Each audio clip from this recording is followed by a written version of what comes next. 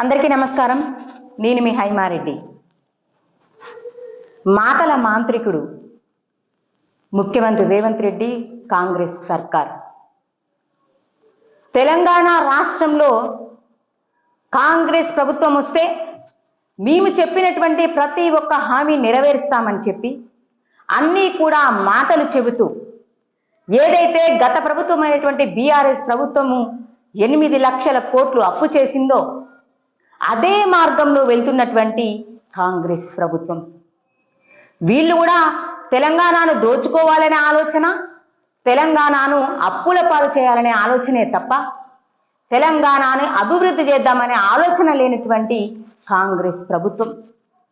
మనందరం చూస్తున్నాం ఇవాళ హైదరాబాద్లో మెట్రో పిల్లర్స్కి ఇట్లా 1,00,000 ఇందిరమ్మ ఇల్లు, ప్రతి ఒక్కరికి కూడా డబల్ బెడ్రూమ్ ఇందిరమ్మ ఇల్లు అనేటి ఈ విధంగా హోర్డింగ్స్ వేస్తూ హైదరాబాద్లో ఉన్నటువంటి మెట్రో పిల్లర్లు అన్నిటికీ కూడా హోర్డింగ్స్ వేస్తూ ఈనాడు అంత సమయం అంతా కూడా వృధా చేస్తూ డబ్బును వృధా చేస్తున్నటువంటి కాంగ్రెస్ ప్రభుత్వం. ఈ హోర్డింగ్స్ వేసే బదులు ఈ డబ్బు లేదో లేని పేదవాళ్ళకి ఇల్లు కట్టించడానికి ఉపయోగించవచ్చు కదా.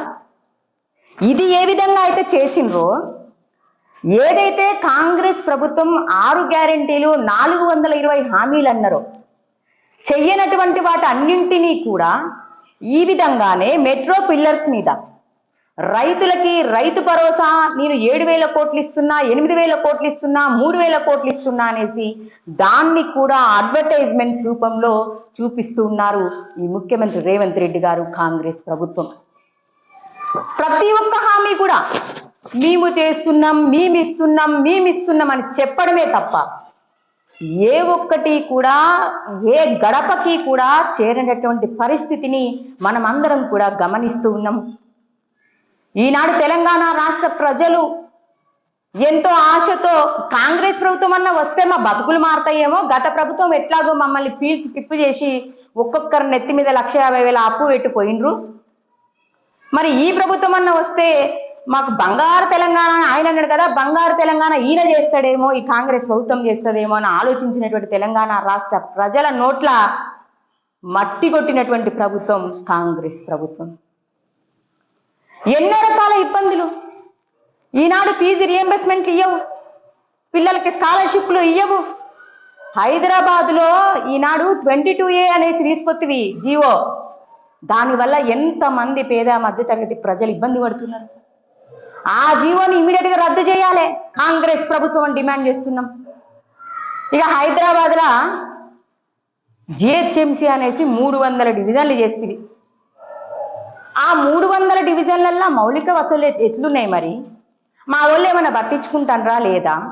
మరి మేము ఎందుకు చేసినాం? అసలు ప్రజలందరూ కూడా వ్యతిరేకిస్తుంటే మేము 300 డివిజన్లు చేస్తే ఇవాళ ప్రజల నెత్తి మీద ఇంటి పన్నులను పెడతాంటివి. ఎక్కడ చూసినా శానిటేషన్ బాధ, దోమలు, విపరీతమైన దోమలు, ప్రజలందరూ కూడా ఇబ్బంది పడుతున్నారు. ఏంది శానిటేషన్కి 12 కోట్లు పెడుతున్నా నేను అనేసి చెప్తుంటివి నువ్వు. ఎక్కడ కనబడట్లే నాకు, నువ్వు ఆ పైసలన్నీ బిల్లుల మీద పెడుతున్నట్టున్నావు. అంతేగాని రియాలిటీలో ఎక్కడైనా ఈ హైదరాబాద్ జిహెచ్ఎంసీ పరిధిలో ఉన్నటువంటి గ్రామాలలోకి వెళ్ళి ఒక్కసారి నువ్వు చూడు, ఎక్కడన్నా శానిటేషన్ జరుగుతుందా? చెత్త తీసుకుపోవడం కావచ్చు, దోమలు కావచ్చు, ఎక్కడన్నా కరెంటు స్తంభాల ప్రాబ్లమే, రోడ్లు ప్రాబ్లమే, డ్రైనేజీల ప్రాబ్లమే, లైట్లు ప్రాబ్లమే. ఏ గ్రామానికి వెళ్ళినా, ఏ మున్సిపాలిటీలకు వెళ్ళినా, ఏ కార్పొరేషన్లకు వెళ్ళినా, ఎక్కడికి వెళ్ళినా కూడా అన్ని సమస్యలే. ఆ విధంగా చూసుకుంటే అది సమస్య. మరి నువ్వు ఎవరికి న్యాయం చేస్తున్నావు? విద్యార్థులకు న్యాయం చేస్తున్నావా? మహిళలకు న్యాయం చేస్తున్నావా? రైతులకు న్యాయం చేస్తున్నావా? నువ్వు ఎవరికి న్యాయం చేస్తున్నావు? 6 గ్యారెంటీ లాంటివి, 420 హామీ లాంటివి, డబల్ బెడ్రూమ్ లాంటివి, రేషన్ కార్డు లాంటివి, తీరా రేషన్ కార్డు 15వ తారీఖుని అందరికి ఇస్తానంటివి. రేషన్ కార్డు ఏ ఒక్కరికి అందలే. ఫైనల్లీ ప్రధానమంత్రి శ్రీ నరేంద్ర మోదీ గారు ఉచిత రేషన్ ఇస్తున్నారు. మరి నువ్వేం చేసినవి? అలా రేషన్ కార్డు మీద కనీసం ప్రధానమంత్రి నరేంద్ర మోదీ గారి ఫోటో అయ్యేటువంటి పరిస్థితి. గత ప్రభుత్వమైన బీఆర్ఎస్ ప్రభుత్వం కూడా అంతే. కేంద్ర ప్రభుత్వం నుంచి వచ్చేటువంటి నిధులన్నీ దోచుకొని వాళ్ళ కుటుంబం బాగుపడ్డది. ఇప్పుడు ఈ ప్రభుత్వమైన కాంగ్రెస్ ప్రభుత్వం కూడా అంతే. కేంద్ర ప్రభుత్వం నుంచి వచ్చేటువంటి నిధులన్నీ ఎట్లా జేబులో పెట్టుకోవాలి, ఎట్లా కాంట్రాక్టులు చేయాలి, ఎట్లా కమిషన్లు కొట్టాలనే ఆలోచనే తప్ప మరి ప్రభుత్వం ఎందుకు ఇస్తుంది? తెలంగాణ రాష్ట్రం బాగుపడాలని లక్షల కోట్ల రూపాయలు ఇస్తున్నారు.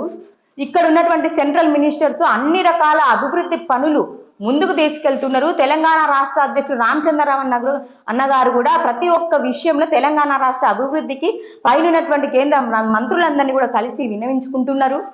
మరి ఎన్నో రకాల నిధులని తెలంగాణకు తీసుకొస్తున్నారు. మరి మేము వీటిని ఏ విధంగా సద్వినియోగం చేసుకోవాలనే ఆలోచన లేకుండా వాటినన్నిటి కూడా పట్టించుకోకుండా అనునిత్యం కాంగ్రెస్ ప్రభుత్వ మంత్రులు ఏ విధంగా దోచుకోవాలనే ఆలోచనే తప్ప తెలంగాణ రాష్ట్రంలో నువ్వు ఇచ్చినటువంటి ఏ ఒక్క హామీ నెరవేర్చకుండా చాతగాని ప్రభుత్వాన్ని నడిపిస్తున్నటువంటి ముఖ్యమంత్రి రేవంత్ రెడ్డి, నీకు ముఖ్యమంత్రిగా ఉండేటువంటి అర్హత లేదని తెలియజేస్తా ఉన్నాం. నిజంగా నీకు చాతనైతే నువ్వు అన్నటువంటి 6 గ్యారెంటీలు 420 హామీలు నెరవేర్చు. నిరుద్యోగుల గురించి పట్టించుకో, రైతుల్ని పట్టించుకో, మహిళల్ని పట్టించుకో, అందరినీ పట్టించుకో. బంగారు తెలంగాణ చేస్తానని చెప్పిన కేసీఆర్ బంగారు కుటుంబం చేసుకున్నాడు, బంగారు తెలంగాణ చేయలే. మరి నువ్వు కూడా అంతే కదా, బంగారు తెలంగాణ ఆయన చేయలే, నేను వస్తానా, నేను చేస్తా, బంగారు తెలంగాణ చేస్తానని చెప్పి ఇవాళ నువ్వు కూడా అదే మార్గంలో వెళ్తూ అప్పుల తెలంగాణ చేస్తున్నవి ఈనాడు తెలంగాణ రాష్ట్రాన్ని. ఇప్పటికైనా తెలంగాణ రాష్ట్ర ప్రజలు ఏ విధంగా గోసపాలవుతున్నారో నేను అన్ని మాటలు చెప్తానా. పెద్దవాళ్ళందరూ పెన్షన్లకు బాధపడతా అంటారు, వికలాంగులకు పెన్షన్లు లేవు, మరి ఒంటరి మహిళలకు పెన్షన్స్ లేవు, వృద్ధాప్య పెన్షన్లు లేవు. ఎక్కడ ఏది చూసినా కూడా ఏది కూడా నువ్వు అన్నమాట ఏ ఒక్కటి కూడా నెరవేర్చలేదు. ఉచిత గ్యాసు రావట్లేదు, గృహజ్యోతి రావట్లేదు. ఏ ఒక్కరిని పోయి నువ్వు టచ్ చేసినా చెప్తారు ప్రజలందరూ కూడా నువ్వు ఇచ్చిన ఏ ఒక్క హామీ కూడా నెరవేరలేదు. రేవంత్ రెడ్డి గారు మీరు చెప్పారు కానీ ఏ ఒక్కటి కూడా మా దగ్గరికి రాలేదు, మాకు జరగలేదు అని.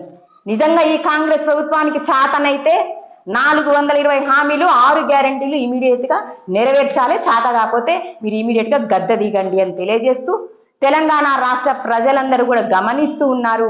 నెక్స్ట్ రాబోయేది బీజేపీ ప్రభుత్వమే.